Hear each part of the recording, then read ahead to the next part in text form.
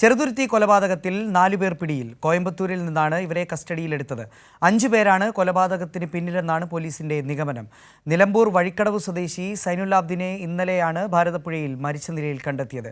ശരത് ഓങ്ങല്ലൂരുണ്ട് വിശദാംശങ്ങളുമായി. ശരത്ത്, പോലീസിന്റെ വിശദീകരണം എന്താണ്? ഈ കൊലപാതകത്തിലേക്ക് നയിച്ച കാരണം എന്താണ്? നന്ദു, ചെറുതുരുത്തി പുതുശ്ശേരി ശ്മശാനം കടവിനോട് ചേർന്ന് കഴിഞ്ഞ ദിവസമാണ് സൈനുലാബിദിന്റെ മൃതദേഹം കണ്ടെത്തിയത്.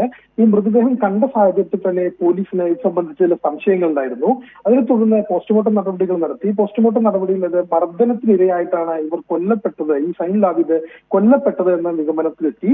അതിനുശേഷം 4 പേരെ നിലവിൽ പോലീസ് കസ്റ്റഡിയിൽ എടുത്തിട്ടുണ്ടോ എന്നാണ് നമുക്ക് ലഭിക്കുന്ന വിവരങ്ങൾ. ചെറുതുരുത്തി സ്വദേശികളായ റജീബ്, സുബൈർ, അഷറഫ്, ഷജീർ എന്നിവരെ ചെറുതുരുത്തി പോലീസ് കസ്റ്റഡിയിൽ എടുത്തിട്ടുണ്ടെന്ന് പറയുന്നു.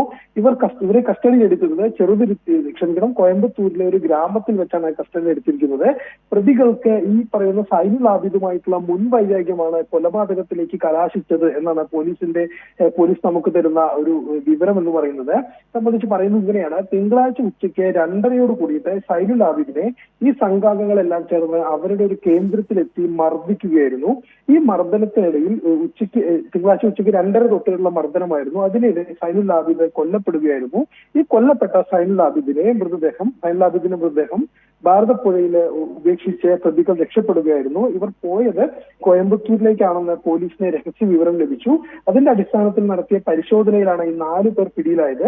കൂടുതൽ പ്രതികൾ സംഭവത്തിൽ ഉൾപ്പെട്ടിട്ടുണ്ടോ എന്ന കാര്യത്തിനകത്ത് വ്യക്തത വരേണ്ടതുണ്ട്. ഇതിനെ പ്രതികളെ ചോദ്യം ചെയ്താൽ മാത്രമേ അതിന് വ്യക്തത വരികയുള്ളൂ എന്നാണ് പോലീസ് നമ്മളുമായി പങ്കുവയ്ക്കുന്നത്. നന്ദു, ശരി. നിലമ്പൂർ വഴിക്കടവ് സ്വദേശി സൈനുലാബ്ദിനെ ഇന്നലെയാണ് ഭാരതപ്പുഴയിൽ മരിച്ച നിലയിൽ കണ്ടെത്തിയത്. ഇതിൽ 4 പേരെ പോലീസ് കസ്റ്റഡിയിലെടുത്തിട്ടുണ്ട്. കോയമ്പത്തൂരിൽ നിന്നാണ് ഇവരെ കസ്റ്റഡിയിലെടുത്തത്. വിവരങ്ങളാണ് ശരത് ഓങ്ങല്ലൂർ നൽകിയത്.